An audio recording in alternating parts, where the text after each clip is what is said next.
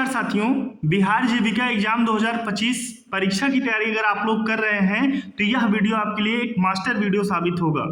साथियों, इस practice set में आपकी परीक्षा में जो भी प्रश्न आ सकते हैं उन सभी प्रश्नों को शामिल किया गया है। यह एक 70 अंकों वाला नया सेट है, तो इसलिए वीडियो को पूरा वॉच करिएगा और अच्छा लगे तो लाइक करके चैनल को जरूर सब्सक्राइब कर लीजिएगा।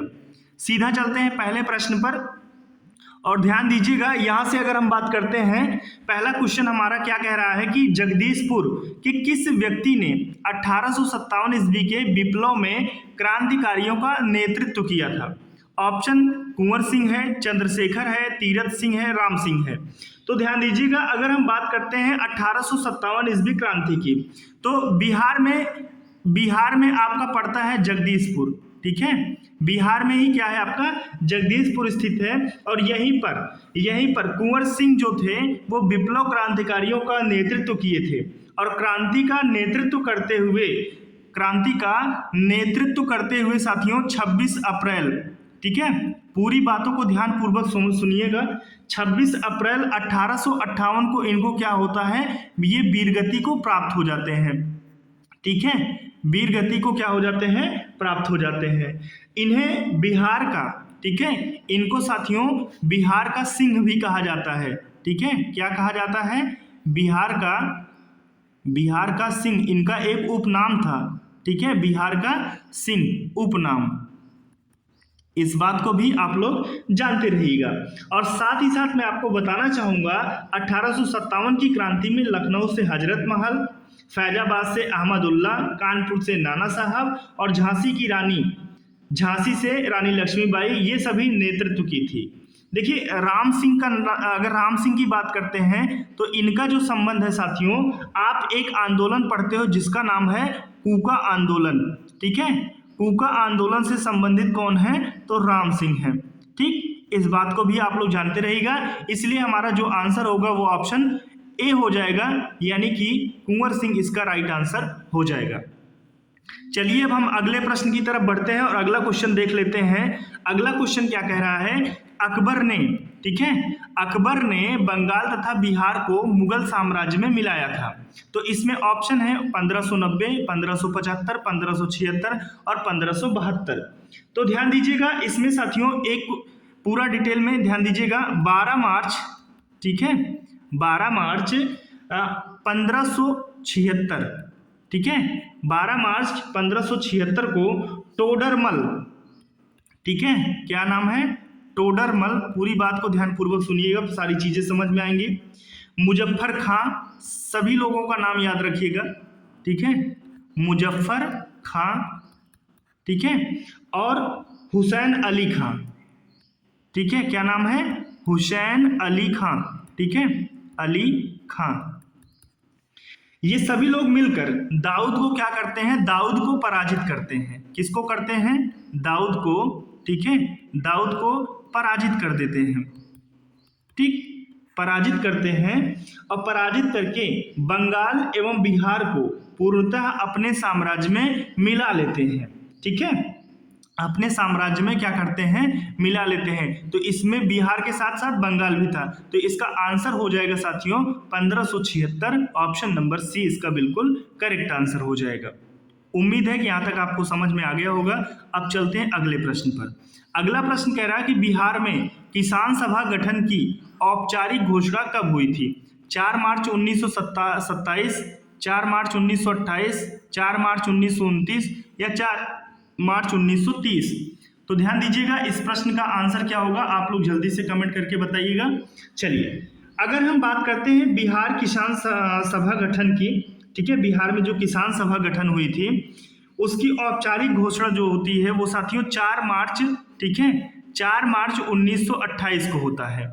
इसका राइट आंसर क्या हो जाएगा, ऑप्शन नंबर बी हो जाएगा। ऑप्शन नंबर बी इसका राइट आंसर होगा। और अगर आपको एक चीज और कभी पूछ ले कि बिहार में, ठीक है, बिहार प्रांतीय किसान सभा, ठीक है, प्रांतीय किसान सभा, ध्यान पूर्वक समझिएगा, किसान सभा, अगर इसकी बात करते हैं तो इसका जो गठन होता है कौन करता है साथियों, तो इसका याद रखिएगा सहजानंद, ठीक है, शाहजानंद इसका गठन करते हैं। और अगर साथ में पूछे कब हुआ था तो याद रखिएगा 1929 ईस्वी में हुआ था। ठीक है, 1929 ईस्वी में इसका क्या होता है, गठन होता है। समझ गए यहां तक बात? तो चलिए अब आगे बढ़ते हैं अगले प्रश्न की तरफ। और अगला प्रश्न कह रहा है साथियों कि मोहम्मद गौरी के किस दास ने बंगाल एवं बिहार पर विजय प्राप्त की थी? मोहम्मद गौरी के किस दास ने बंगाल एवं बिहार पर विजय प्राप्त की थी? कुतुबुद्दीन ऐबक, बख्तियार खिलजी, इल्तुतमिश, याल्टोज। तो ध्यान दीजिएगा, अगर यहाँ पर बात करते हैं तो बख्तियार खिलजी मोहम्मद गौरी का दास था। ठीक है, हमारा आंसर होगा option number B. Option number B इसका बिल्कुल राइट आंसर हो जाएगा। ठीक है, अब ध्यान दीजिएगा, अगर बात करें तो इसने बंगाल एवं बिहार को तहस नहस कर दिया था। प्रसिद्ध नालंदा विश्वविद्यालय को भी उसने ही नष्ट किया था। ठीक है, याद रखिएगा बख्तियार खिलजी की बात हो रही है। तो ध्यान दीजिएगा, कुतुबुद्दीन ऐबक जो था ना, ये मोहम्मद गौरी का गुलाम था। ठीक, मोहम्मद गौरी का ये भी गुलाम था। और साथियों ध्यान दीजिएगा, ये गुलाम था, साथ में इल्तुतमिश जो था, इल्तुतमिश ये किसका गुलाम था? तो ये कुतुबुद्दीन ऐबक का था, तो इसलिए इसको गुलाम का गुलाम कहा जाता है। ठीक है, गुलाम का गुलाम किसको कहा जाता है? तो इल्तुतमिश को कहा जाता है। ध्यान, यहाँ तक बातें सारी क्लियर हैं? तो इल्तुतमिश जो था, अगर एक क्वेश्चन और आपसे पूछ ले कि इल्तुतमिश जो है ये जो था साथियों, ये गुलाम वंश का वास्तविक संस्थापक था। गुलाम वंश का वास्तविक संस्थापक था। ठीक है, वास्तविक संस्थापक की अगर हम बात करें तो कौन था? तो इल्तुतमिश था। समझ गए यहां तक बात? चलो, यहां तक क्लियर है, तो आंसर हमारा ऑप्शन बी हो जाएगा। अब हम बढ़ते हैं अगले क्वेश्चन की तरफ। यहां पे कह रहा है कि बिहार में वैशाली की नगर वधु आम्रपाली किसके शासनकाल में थी? लिच्छवी, गुप्त, मौर्य या फिर चोल? तो ध्यान दीजिएगा, आम्रपाली बौद्ध काल में वैशाली के वज्र संघ के इतिहास प्रसिद्ध लिच्छवी राज्य की नृत्यांगना थी। ये लिच्छवी राज्य की क्या थी? नृत्यांगना थी। ठीक है, नृत्यांगना थी। तो इस बात को भी याद रखिएगा, कौन? आम्रपाली। ठीक है, उसने भिक्षु संघ के निवास के लिए अपनी आम्रवाटिका प्रदान कर दिया था। और वैशाली की नगर वधु आम्रपाली महात्मा बुद्ध की शिष्य थी। अगर आम्रपाली की बात किया जाए साथियों, तो ये जो थी ये किसकी? महात्मा बुद्ध। ठीक है, महात्मा बुद्ध क्या थी? इनकी शिष्य थी। यहां तक बात क्लियर है? यहां तक अगर ध्यान दीजिएगा, यहां तक बातें क्लियर है सारी, तो हमारा आंसर हो जाएगा लिच्छवी, ऑप्शन नंबर ए हो जाएगा। ठीक है, चलो आगे बढ़ते हैं। अगला क्वेश्चन, बिहार में 1857 की क्रांति के नेता कुंवर सिंह का देहांत कब हुआ था? तो मैंने अभी पिछले ही प्रश्नों में आपको बताया है। तो बिहार में एक जगह है जिसका नाम है क्या? आरा। ठीक है, आरा के ये क्या थे? तो आरा के जमींदार थे। ठीक है, जमींदार थे। कौन? वीर कुंवर सिंह। ये आरा के जमींदार थे और इन्होंने जो विद्रोह किया था, जो विद्रोह था वो 1857 में, और इनके विद्रोह को दबाने का जो कार्य किया। ठीक है, विद्रोह का अगर दमन की बात करें, विद्रोह का दमन किसने किया, ये कभी कभी क्वेश्चन पूछता है। दमन किसने किया? तो दो नाम याद रखिएगा, एक विलियम टेलर था। ठीक है, एक विलियम टेलर था, इसका नाम याद रखिएगा, और दूसरा जो था उसका नाम था आयर। ठीक है, विलियम टेलर और आयर जो थे, इन्होंने इनके विद्रोह को दबाने का कार्य किया। और अगस्त 1857 में महत्वपूर्ण भूमिका निभाई थी इनके विद्रोह को दबाने में। और साथ ही साथ 9 मई 1858 को क्या हो जाता है? इनका देहांत हो जाता है, इनको वीरगति प्राप्त होती है। ठीक, तो इस प्रश्न का आंसर भी आप लोग ध्यान में रखिएगा। चलिए अगले क्वेश्चन पे आ जाइए। बिहार के उस क्रांतिकारी का नाम बताइए जिसने सितंबर 1928 में हिंदुस्तान सोशलिस्ट रिपब्लिकन आर्मी की बैठक में भाग लिया था। फणींद्र नाथ घोष, अजय घोष, ज्योतिन्द्र नाथ या भगत सिंह? तो ध्यान दीजिएगा, अगर इस प्रश्न के आंसर की हम बात करते हैं साथियों, तो हमारा आंसर होगा फणींद्र नाथ। ठीक है। देखो, चंद्रशेखर आजाद, सचिंद्र नाथ सान्याल, जोगेश चंद्र चटर्जी, राम प्रसाद बिस्मिल, फणींद्र नाथ घोष, ये सभी ऐसे क्रांतिकारी थे जो 1924 में हिंदुस्तान रिपब्लिकन एसोसिएशन की स्थापना की। ठीक है, किसने किया था? जो अभी नाम मैंने आपको बताया, ये सभी लोग मिल करके कब करते हैं साथियों? तो 8 सितंबर, ठीक है, 8 सितंबर 1928, ठीक है, 1928 को दिल्ली के फिरोज शाह कोटला मैदान में, ठीक है, दिल्ली के फिरोज शाह कोटला मैदान, ठीक है, फिरोज शाह कोटला मैदान, ये बात याद रखिएगा। कोटला मैदान में एक सभा आयोजित होती है और इन्होंने इस संगठन का नाम बदलकर हिंदुस्तान सोशलिस्ट रिपब्लिकन एसोसिएशन रख दिया। जो आर्मी थी अब उसको क्या कर दिया? एसोसिएशन कर दिया। समझ गए? चलिए आगे बढ़ते हैं अगले प्रश्न पर। अगला प्रश्न कह रहा है कि बिहार में किस स्थान पर भारतीय राष्ट्रीय कांग्रेस का 1922 का अधिवेशन हुआ? हरिपुरा, गया, पटना, रामगढ़। तो ध्यान दीजिएगा, अब यहां से क्वेश्चन अगर बात करते हैं तो इसका आंसर जो होगा साथियों क्या हो जाएगा? इसका आंसर हो जाएगा साथियों गया। ठीक है, गया इसका राइट आंसर होगा। अब ध्यान दीजिएगा, यहां पर अगर हम बात करते हैं तो 1922 में किसकी अध्यक्षता में? तो चित्तरंजन दास, ठीक है, चित्तरंजन दास की अध्यक्षता में, चित्तरंजन दास की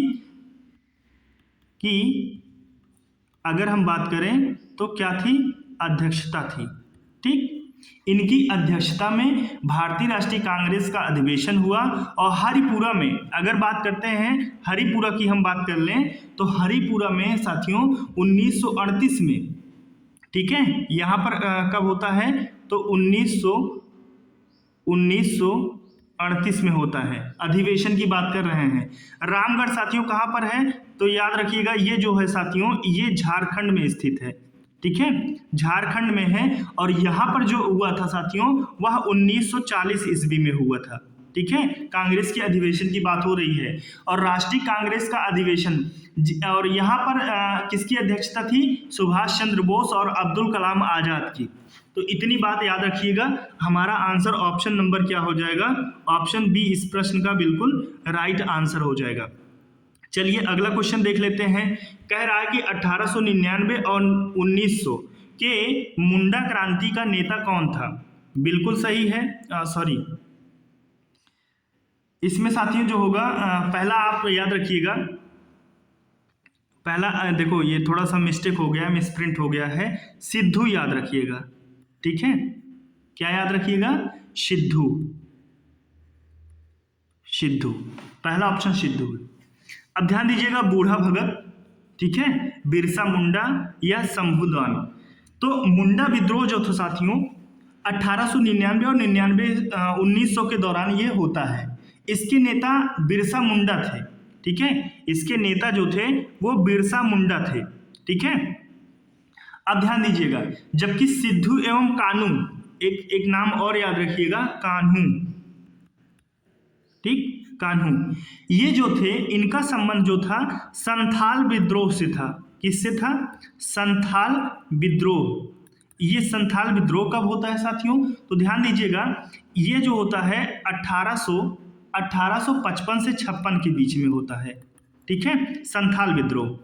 और आगे बात करते हैं, अगर जनजाति विद्रोह में सबसे संगठित और विस्तृत विद्रोह मुंडा विद्रोह था।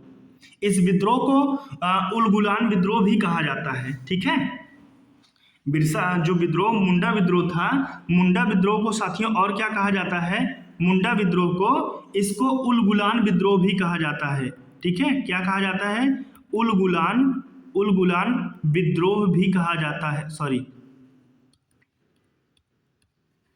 ठीक, विद्रोह इसका एक उपनाम है। ठीक, ये बात भी आप लोग जानते रहिएगा। और वीडियो कैसा लग रहा है एक बार जरूर कमेंट करके बताइएगा। और जो साथी पहली बार जुड़ रहे हैं चैनल को सब्सक्राइब भी कर लीजिएगा यार आप लोग। ठीक है, चलो, इस विद्रोह का मुख्य कारण था कि दिकुओं एवं जमींदारों के द्वारा जो शोषण हो रहा था, जो उत्पीड़न हो रहा था, जो शोषित हो रहे थे, उनके द्वारा ये आंदोलन किया गया था। समझ गए? चलो साथियों आगे बढ़ते हैं अगले प्रश्न की तरफ। और 1855 में संथालों ने किस अंग्रेज कमांडर को हराया था? तो संथालों ने किस अंग्रेज कमांडर को हराया था? तो इसका आंसर हो जाएगा मेजर बारो। मेजर बारो को उन्होंने हराया था। अब इसके बारे में ध्यानपूर्वक सुन लीजिएगा। देखो, संथाल विद्रोह जो था, मैंने आपको बताया कि 1855 से 56 का विद्रोह जो था उसको संथाल विद्रोह के नाम से जाना गया। और ये सर्वाधिक प्रसिद्ध जो था, इसमें आदिवासी विद्रोह था, इसलिए ज्यादा प्रसिद्ध हुआ। भागलपुर से राजमहल के बीच का क्षेत्र दामन ए कोह के नाम से जाना जाता था। ठीक है, कहां से कहां तक बीच? तो याद रखिएगा भागलपुर, ठीक है, भागलपुर से जो आपका राजमहल था, ठीक है, इसके मध्य का जो क्षेत्र था, इसके बीच का क्षेत्र जो था उसको क्या कहा जाता था? उसको कहा जाता था दामन ए कोह। ठीक है, दामन ए कोह, ठीक, इस नाम से बीच के क्षेत्र को जाना जाता था। और यह संथाल बाहुल्य क्षेत्र था। यहाँ हजारों संथालों ने सिद्धू एवं कान्हू के नेतृत्व में विद्रोह किया। संथाल विद्रोह के दमन के लिए मेजर जनरल बारो के नेतृत्व में सेना भेजी गई। और जिसने क्या किया था, इन्हीं मेजर बारो ने विद्रोह का दमन कर दिया। तो अगस्त 1855 में सिद्धू पकड़ा गया और मार डाला गया। ठीक है, मतलब वो शहीद हुआ। फरवरी 1856 में कान्हू पकड़ा गया था। तो ये पूरी कहानी थी इस प्रश्न की। चलिए अब आगे बढ़ते हैं और अगले प्रश्न की तरफ चलते हैं। यहाँ से ध्यान दीजिएगा, मौर्य काल में शिक्षा का सर्वाधिक प्रसिद्ध केंद्र था वैशाली, तक्षशिला, नालंदा या फिर उज्जैन। अब ध्यान दीजिएगा, मौर्य काल में तक्षशिला शिक्षा का सर्वाधिक प्रसिद्ध केंद्र था। कौन? तक्षशिला। अब इसके बारे में ध्यानपूर्वक सुनिएगा। इस बात की पुष्टि जो है वो बौद्ध ग्रंथों और चीनी यात्रियों के जो वृत्तांत थे उनमें मिलता है। तो कौशल नरेश प्रसेनजीत महान कूटनीतिज्ञ तथा अर्थशास्त्री थे। और ध्यान दीजिएगा, अगर हम बात करते हैं कौटिल्य, मौर्य सम्राट चंद्रगुप्त, ख्यातिलब्ध वैद्य जीवक, वैयाकरण, पाणिनि, योग दर्शन के प्रणेता महर्षि पतंजलि यहीं से शिक्षा प्राप्त करके अपने अपने क्षेत्रों में वो विख्यात हुए थे। तो बौद्ध साहित्य से ज्ञान होता है कि तक्षशिला विश्वविद्यालय धनुर्विद्या और वैदिक की शिक्षा के लिए सबसे ज्यादा पूरे संसार में वो प्रसिद्ध हुआ है। तो नालंदा शिक्षा केंद्र के रूप में गुप्त काल में विकसित हुआ। नालंदा की अगर बात करें तो नालंदा जो था साथियों, ये गुप्त काल में बहुत ज्यादा प्रसिद्ध हुआ था। ठीक है, गुप्त काल में। लेकिन अगर आपसे तक्षशिला की बात करते हैं तो तक्षशिला जो था वो आपका मौर्य काल में सर्वाधिक प्रसिद्ध हुआ था। तो मैंने आपको बताया भी किस लिए हुआ, इसलिए इस प्रश्न को ध्यान में रखिएगा। चलिए आगे बढ़ते हैं। अगला प्रश्न कह रहा है कि बिहार में महात्मा गांधी के पूर्व सापेक्ष राष्ट्रीय सक्रियता की अनुपस्थिति में इसके अभाव में देखी जा सकती है। एकीकृत समुदाय, रचनात्मक क्षेत्रीय अभिजन, चरमपंथी समूह, वर्चस्वशाली मध्य वर्ग। ध्यान दीजिएगा, अब यहाँ पे अगर हम बात करते हैं इस प्रश्न के विषय में तो इसमें हमारा जो आंसर होगा वो क्या हो जाएगा? इस प्रश्न का आंसर होगा एकीकृत समुदाय। ठीक है, एकीकृत समुदाय जो है इसका राइट आंसर होगा। अब ध्यानपूर्वक सुनिएगा, बिहार में महात्मा गांधी के पूर्व सापेक्ष राष्ट्रीय सक्रियता की अनुपस्थिति एकीकृत समुदाय के अभाव में देखी जाती थी। महात्मा गांधी बिहार के आपने सुना होगा जो चंपारण आंदोलन होता है उसमें राजकुमार शुक्ल के कहने पर बिहार गए और वहीं पर चंपारण वहाँ पर एक पर्टिकुलर स्थान है, वहाँ पर उन्होंने पहले सत्याग्रह की शुरुआत की। वहाँ गांधी जी के सहयोगियों में कौन कौन था? तो ब्रजकिशोर थे, राजेंद्र प्रसाद थे जो बाद में स्वतंत्र भारत के प्रथम राष्ट्रपति बने, महादेव देसाई थे, नरहरि पारेख थे, जेबी कृपलानी थे। इसी के बाद बिहार का बुद्धिजीवी वर्ग राष्ट्रीय धारा से जुड़ गया। ठीक है, तो इस प्रश्न का आंसर क्या होगा? ऑप्शन नंबर ए, एकीकृत समुदाय हो जाएगा। तो कैसी लगी वीडियो एक बार जरूर कमेंट करके बताइएगा। आई होप कि आपको सारे प्रश्न समझ में आए होंगे। निश्चित तौर पर मैं नेक्स्ट प्रैक्टिस सेशन में आपको और भी प्रश्न दूंगा जो बिल्कुल भी आपको सामने आपके आने वाले एग्जाम में देखने को मिलेंगे। तो थैंक यू सो मच, मिलते हैं एक नई वीडियो में। तब तक के लिए आप सभी साथियों का बहुत बहुत धन्यवाद।